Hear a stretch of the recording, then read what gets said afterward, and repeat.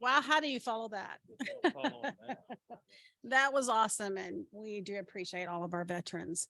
We also have somebody who's kind of like a veteran in the state legislator and state politics. She just got off of an election, and we want to congratulate you for that. And we have Leslie Osborn. She is our state labor commissioner, and she does an amazing job. For those of you that don't know, Leslie is not in her office because Leslie's everywhere, and we appreciate her for that. But I'm not going to go into a big long description. I'm going to let her tell you about herself because she has a lot to say. So welcome, Leslie Osborn.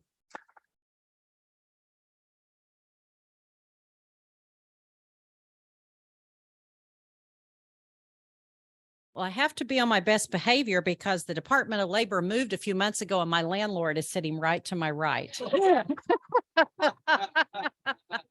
And by the way, we love our buildings. So very, very happy to be there. And then when I found out he used to own Chris's University Spirit, it's like, woo, go Pokes. So my kids were fourth generation OSU grads. So I have as I always say, as soon as I cross the Payne County line, I just get a little happier to come to God's country. And I just met a fellow Kappa over here who was in the house about the same time as my mother, because I was a legacy. So and when it was the old Kappa house, which then was the Fiji house, I think, and whatever. So anyway, love Stillwater. So I've talked to you all before. It's a great group. And I think I've told you all the basic functions. And I just want to go through real quick on those. But I really want to talk today about critical job shortages in our state because it affects everything we do. The Department of Labor, most people don't know what we do. A lot of it is regulatory. So we make sure that people are safe. And that's everything from inspecting elevators, escalators, amusement park rides, commercial grade hot water heaters and boilers, people that do compressed natural gas vehicle conversions, just lots of things that you wouldn't necessarily think about being there, but it's basically a safety agency.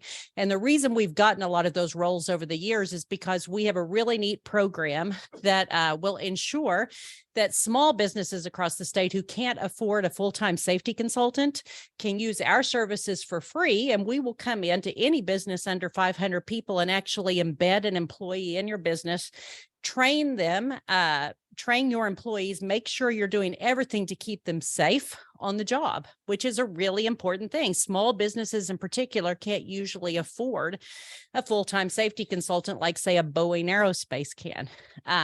It's a heavily utilized program, and because of it, we have one of the lowest rates in the nation of people being injured on the job in Oklahoma. We also do it for cities, counties, and schools. Same way, if you're the city of Oklahoma City, you got a fleet of safety consultants. If you're the city of Mangum, you hired a high school student straight out of high school 2 years ago, and 7 days later, he was dead.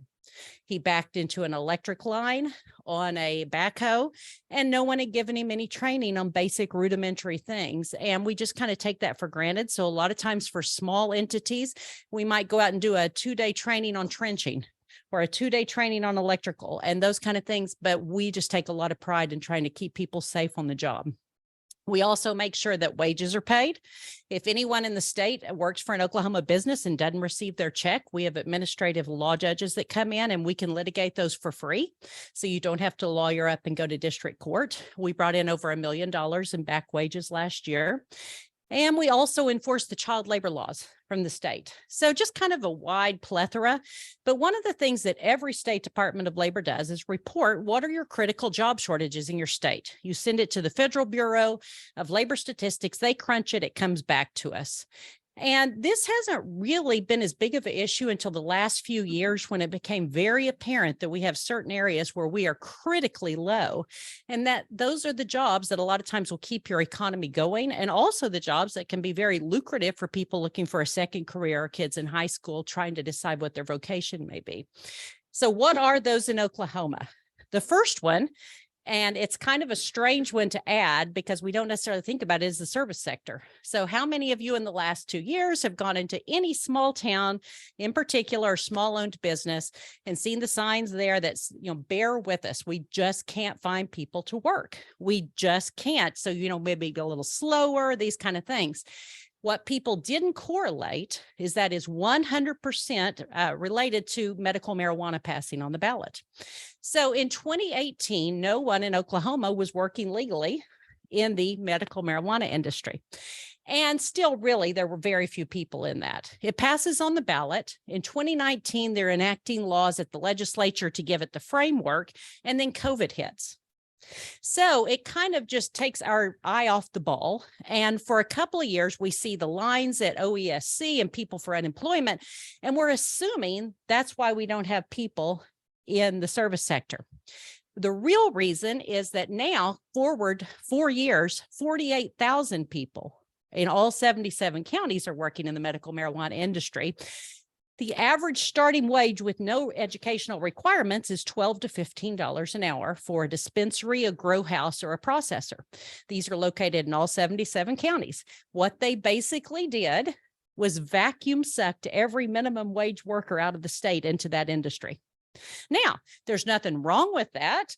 And it's just very rare that a new industry is plopped in that way. So when you hear your friends say on Facebook or social media, the bane of our existence, that people are just lazy, nobody wants to work, they're taking a government check, please debunk that with the true facts.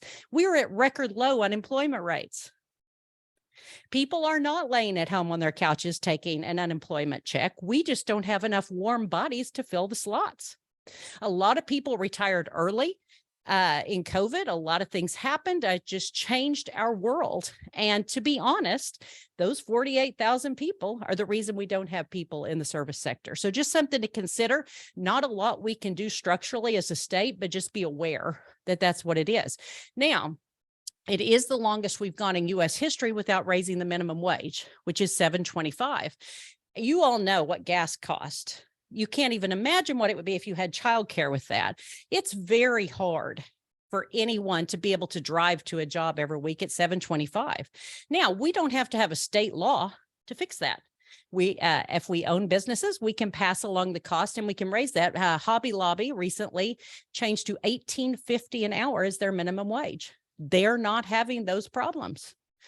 On cue, a lot of different places are doing those types of things. Now, here's one thing that's interesting. When I graduated from Oklahoma State, I started an agricultural sales business, Osborn Pickup Accessories. I did that for 22 years before I ran for the legislature. Whenever I got a notice that steel prices were going up, I was the distributor for the state for Ranch Hand Grill Guards. So I get a notice from Shiner, Texas. I would send that on to my 22 dealers. You know, cost of goods are going up. In 3 months, I will get this increase. I'm passing it along to you, pass it along to the consumer. People don't seem to have a problem with passing along the cost of goods. But for some reason, there's a reluctance to pass along the cost of service. And I don't really understand that. And I always equate it to who in here has had a bowl of baked potato soup at Charleston's? A little bit of heaven. I mean, if you haven't had it, just trust me. Potatoes are one of God's greatest gifts, if you're not aware.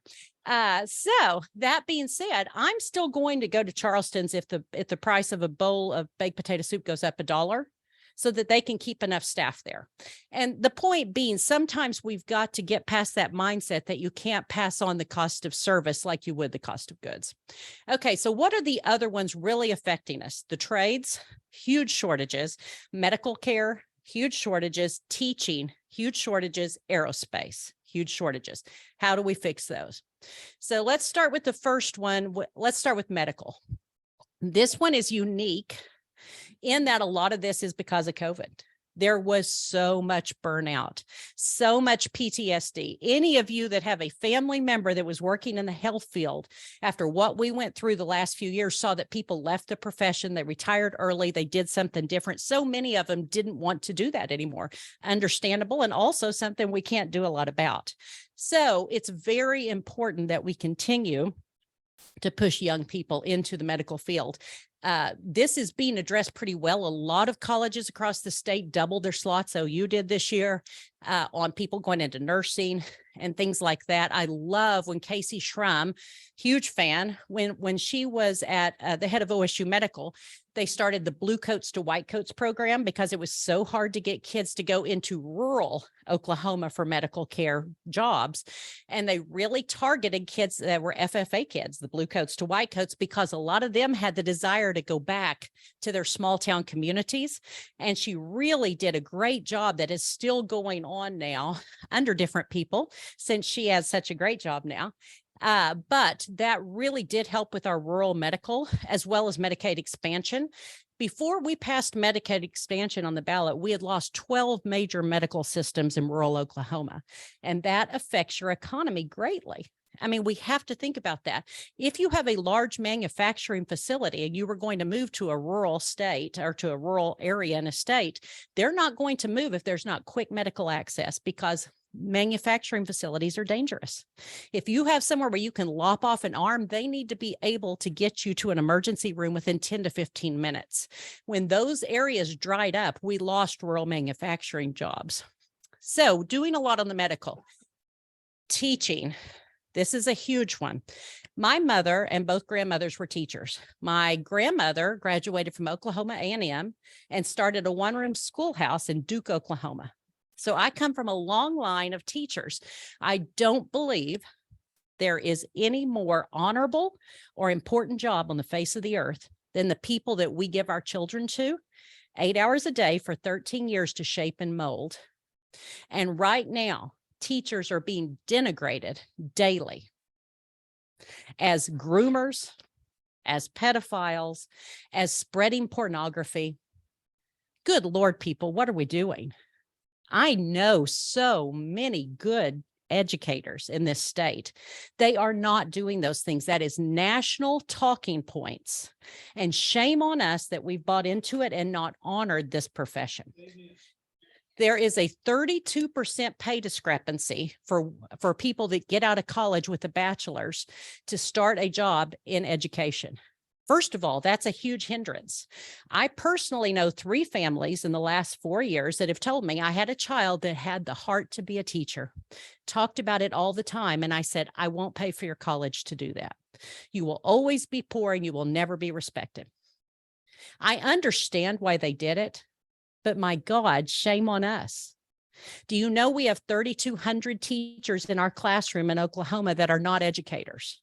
They are emergency certified. Now, a few of those may be fantastic educators, and some of them have no idea what in the hell they're doing, and we're putting our children in their hands. If you want to change the future, you change it with children. They're our hope. They're our next generation. And everything we can do to envelop them in the best services and in the best education changes their trajectory. It breaks those cycles of poverty. If you're not aware, we are a very high poverty, low education state. So I spoke at a place a couple of weeks ago for the Oklahoma Safety Council in Tulsa.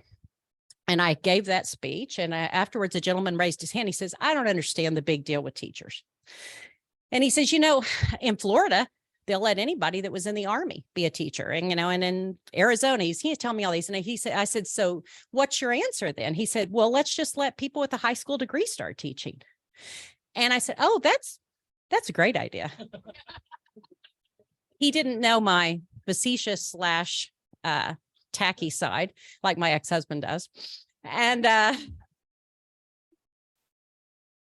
I said, it's always good to dumb it down, isn't it? And the sad thing was he looked at me and thought that was a compliment and said, absolutely. And I thought, this is what's wrong with Oklahoma.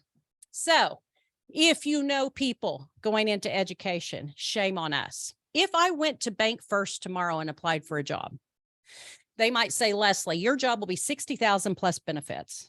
Did you know in Oklahoma, we're one of the only states that doesn't do that for education? We say, oh, they make about $54,000 a year. Let me debunk that as well. Second debunking of the day is no, they start at $32,000 a year plus benefits. We don't do that for any other profession. Stop saying they make $54,000 a year. How many people can pay off their student debt and have a reasonable job? Because let's be honest, people don't work for philanthropy. They work for the paycheck. And hopefully they're doing something they love and can change the world with. We have to better compensate our teachers if we want to keep the best and the brightest in the classroom. Aerospace. One thing I will always be grateful to Senator Jim Inhofe for is that during the Brack Commission years, he had the power to make sure we didn't lose any bases. That is huge in Oklahoma. Aerospace companies want to be contiguous to a base. Has anyone driven down towards Lawton in the last few years to see the buildup of Elgin, which used to be probably a 1A school? Yes, these things are changing the world. Yes, absolutely. The Elgin Owls are a bit larger than they used to be. My kids graduated from Amber Pocasset, and we used to play Elgin, and believe me, that doesn't happen anymore. So that being said, it's very important to put out enough engineers to fill those jobs if we want to keep them here. Because of course they can recruit from across the nation, but it's lovely to have internships. OSU and OU have done a phenomenal job. I came up 3 or 4 years ago when they remodeled at Oklahoma State, the engineering program. And at that time, the head of the program told me a really neat stat. And that was that 10 years before, for engineering grads at OSU, it had been about 1 female per 9 males. That was the first year they'd had an equal disbursement of gender, about half women, half male. We're seeing that a lot in all of these jobs. When I grew up, you never saw a male nurse and you never saw a female plumber. But you know what? Let's be honest. There's no reason for us to do that. If it's your aptitude, your ability, you should go into the field. It shouldn't be based on your gender. So that being said, they've both done a great job of pumping out graduates. And if you all know anybody in school that's gifted in science and math, good Lord, these kids are starting at $100,000 a year. They're getting these internships. I mean, they're just a plethora of them in Oklahoma. So that's a great thing. One thing we have done right is over the last 6 or 7 years, you've really seen a lot of schools with STEM and STEAM programs. So we've really started pumping up that ability to get kids where they're at least interacting and seeing those possibilities. You can do a lot of it through Career Tech. Doug Major, I'm sure a lot of y'all know, they do a lot of that out here at Meridian. He and I were the same age at OSU and have known him for years, but they do a lot of those things there. Y'all have a fantastic Career Tech system here. And anyway, but that's another one that we really need to make sure we're filling people in. So the last one I want to focus on is the trades. This is huge because these are jobs that keep our economy going. The average age of a plumber in Oklahoma is 58. If the average age of your occupation is over 42, you have a looming problem because you're not filling the slots as fast as people are retiring. 58, in a couple of years, you may have to sell your car to get your house, replumbed. And we have to do something about that. So we started looking back at the data, and it's not just plumbers, it's electricians, it's everybody in the construction field. How did this happen? And then we saw when we were comparing, this is very common across the United States. So we did a deep dive. During the H.W. Bush years, there was a huge push for every kid to go to college. It sounded lovely and philanthropic, and it was extremely short-sighted. There are jobs that do not require a college degree that can be lucrative and are important to keep your economy going, and the trades are those jobs. So when H.W. Bush pushed that, then if you will look, there's a direct correlation over the next 15 years. State legislatures said that's a great idea. So they started requiring 4 years of science, 4 years of math, 4 years of English. There wasn't time for shop class. There is a direct correlation across the United States. As shop class went away, so did people going into the trades. If you aren't aware of that opportunity and you've never been exposed to it, it just went away. Now, one thing we have in Oklahoma is a lot of FFA chapters. My son and daughter were both president of the FFA in Amber, and both learned to weld and some of those kind of things. But if you're basically a more urban child and you didn't have a family of tradesmen, it was never even on your list. So we decided to get creative. So a bond issue passed in Oklahoma City schools 2 days ago. Y'all probably saw about it because we're close enough to that market. It's a $1 billion project. Everybody's freaking out about it and all this, but it passed. Superintendent Sean McDaniel is a personal friend. So I met with him and I said, I've got an idea. This was about 3 months ago when they were drawing up the final plans for their bond issue. I said, let's reinstitute shop class in Oklahoma City schools and change the world. He loved it. So we sat down with a partnership with Career Tech that services Oklahoma City and with the Building Trades Council, which is union and non-union apprenticeships. So in that bond package, they are providing a new multi-purpose room at every high school in Oklahoma City. Each high school will have the ability to decide, do they want it to be for STEM and STEAM engineering? Do they want it to be for, we're seeing a lot of people wanting to go into film right now. I'm not sure that's really a wise move in Oklahoma, but it's creative and fun.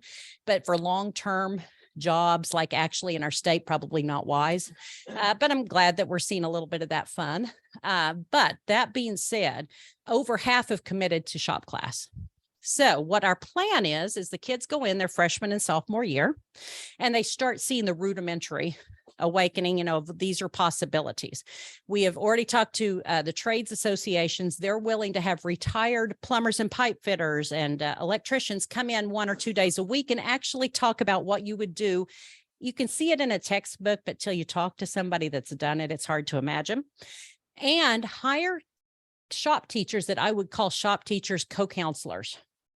They will identify the kids with the ability, the work ethic, and the desire to go into these fields. And by the time they're juniors and seniors, they can be spending half of their time either with career tech, getting some of those certifications, or with one of, say, a journeyman for an electrician where you're going 3 nights a week to night school. By the time these kids are 19, they can be fully licensed, no student debt, starting at $50,000 to $60,000 a year. And the jobs are plentiful. And we've got to have them filled to keep our economy going. If it works, we'd like to replicate that across the state. And I think it's really exciting. And we have so many politicians that talk about ways to fix things, but they never really do them. We decided it might be fun to try something where we really tried to change the world. So watch for that, because I think it's exciting. So we notice a lot of times that we don't get the good jobs here. And we will bid for a lot of these big projects to move them to Oklahoma. And a lot of times our people don't have those opportunities here. And we wonder why. So I've kind of made a small list of a wish list. And Representative Ransom will not be surprised to see this. And by the way, are we not glad she just got reelected?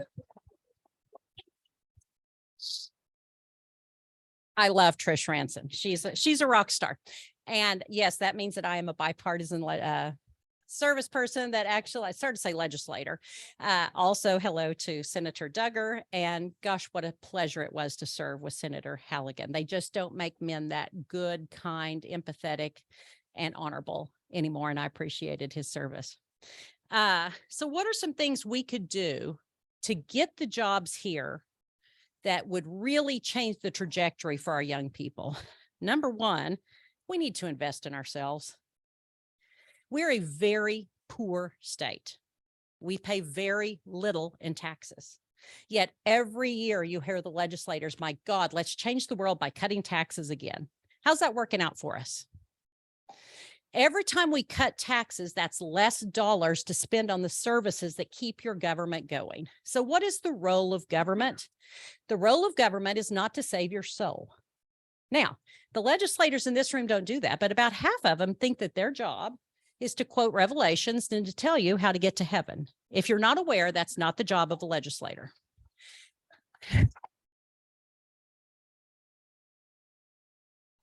The role of government is to provide the fabric that allows a society to function and its citizens to flourish. That means you need a good system of infrastructure to move goods and services.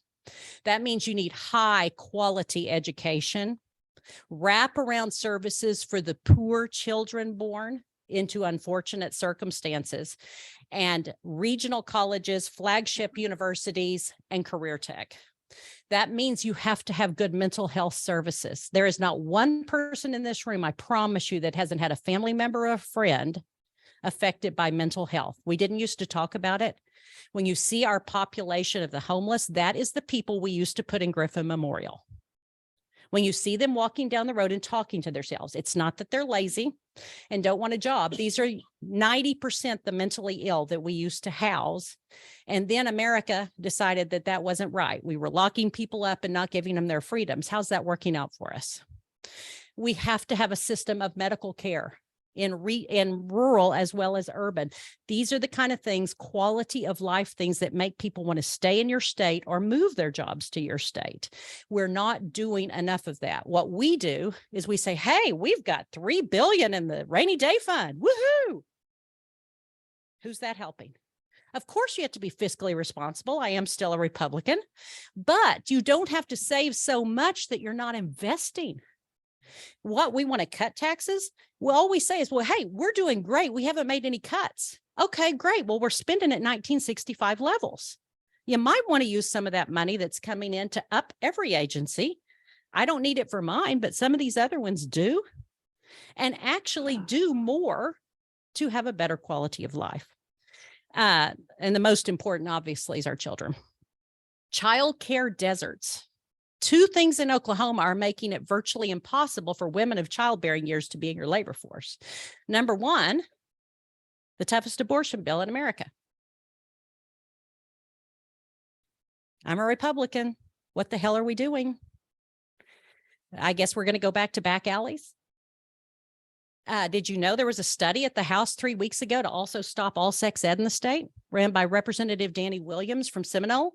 He said that every time a kid learns anything in sex ed, it makes them want to have sex. So if we stop teaching about it, they won't know. Guys, you can't make this stuff up. Pull it up. It's real. That's not how it works. What are we doing? What are we doing? Do we want to keep everyone in Oklahoma barefoot and pregnant forever? You can be pro-choice and anti-abortion. Our abortion rates have gone down markedly when we do things like educate on how you get pregnant, when we provide resources. That doesn't mean you're trying to encourage kids to have sex. It means you're trying to stop all of these children coming into high poverty and coming into cycles they can't break. Children that are being beaten. And I saw when Amy Comey Barrett did the one of the opinions for the overturn of Roe v. Wade, she said, this is delightful. It'll open up a free domestic chain of children for people to adopt. Once again, that's not how it works. We have 6,500 kids in daycare. I mean, not daycare, foster care. I would like to run a bill this year. Trish, you might want to run this. Every time a legislator votes another abortion law in, they have to take in a foster kid or help a young or take in a young mother who's being beaten by her boyfriend, who can't feed her children. That's how you change the world. Yes, that's a little radical. Okay, childcare deserts. Did you know that in over 60% of our counties, there is only one available slot for every 10 kids that need them? So add abortion to that when we're going to have lots more children born that are either going to go into foster care or poverty, or what I would call feral children. That's the reality. We should have been using more of our ARPA dollars for subsidized daycare. We're doing some of that, but until we fix that problem, and it's a big one because daycare workers don't make anything. They're those $7.25 an hour people. And this is Glenna has a new granddaughter. We don't want just anybody watching what we treasure more than anything in the world. We want high quality daycare. Daycare is simply unaffordable for so many poverty-ridden families in Oklahoma. High poverty, something to consider. And the last thing, let's stop running those social issue bills that make people not want to come here. So do you remember at the end of session when we passed, was it Trish, $750 million incentive, I think, to get Panasonic to move here? Everyone remember?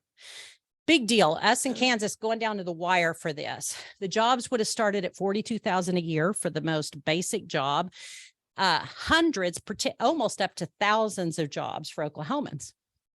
So session ends the next week, and the next week is Pride Week, diversity and inclusion.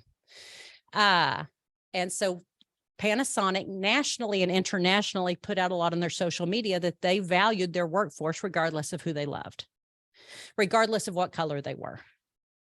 Personally, I thought, go Panasonic. But 15 of our legislators immediately said, my God, we can't have a company come to Oklahoma that would celebrate diversity. So they got the letterhead from the Oklahoma House of Representatives, and they wrote a letter and said, please do not come to our state. We don't want people like you here. The next day they picked Kansas. Were you aware that's why we lost that job? Those jobs. That's what happens when people are legislating morality, and we make the cover of the Wall Street Journal. Now, if you want to be a state that only recruits Amazon centers, call centers, and Jiffy Lubes, we're your state. But if you'd like a better future for your kids and grandkids, you might want to consider the voting records of who you're putting into the legislature. And I say that as a former legislator, hold me accountable just as much. So all of that being said, there is hope. We are not a top 10 state, we're a bottom 5 state, but there is a way to change it. And the way to change it is to listen to our people, look what the real problems are, and invest in the trajectories that change your future. So with that, I would open it up if anyone has any questions or any comments or wants to throw me out of the room. So I'd be interested in your opinion on whether or not the initiatives to have a voucher program here in the state that the governor and the new superintendent are have indicated they're pushing. I'd be interested in your opinion on whether or not that will help or hurt the education you talked about. Hugely earlier. hurt. So about 80% of the kids that we would be getting those vouchers are the kids that are already getting them. So I'll give you an example. I have a friend that's wealthy and lives in Oklahoma City. She will not be named.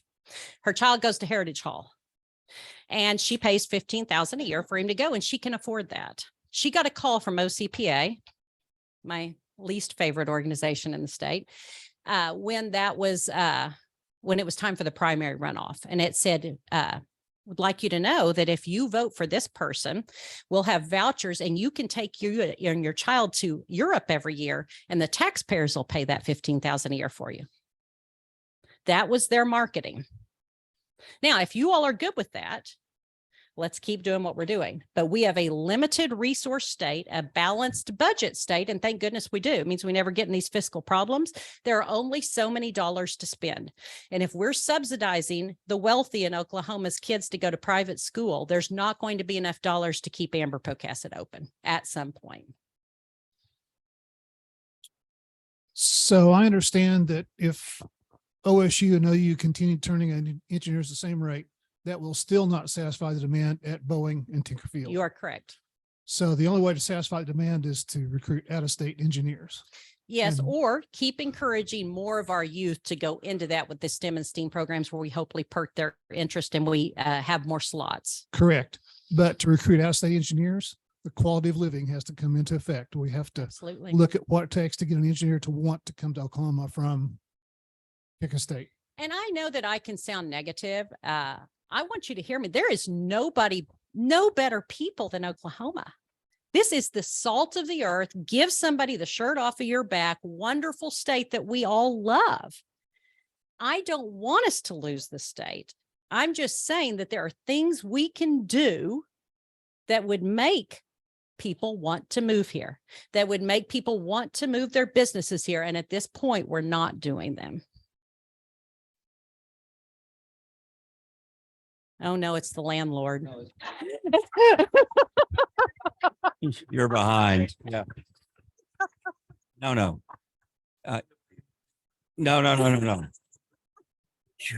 I need Steve and Jim here with me to do that.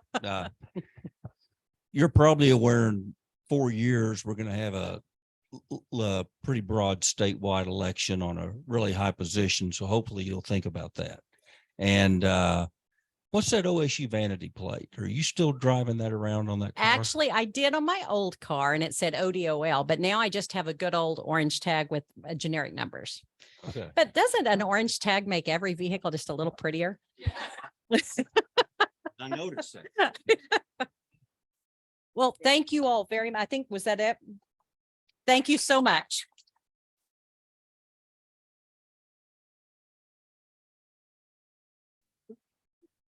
Thank you, Leslie. You never disappoint, always black and white. So thank you. Let's give her another great big hand. We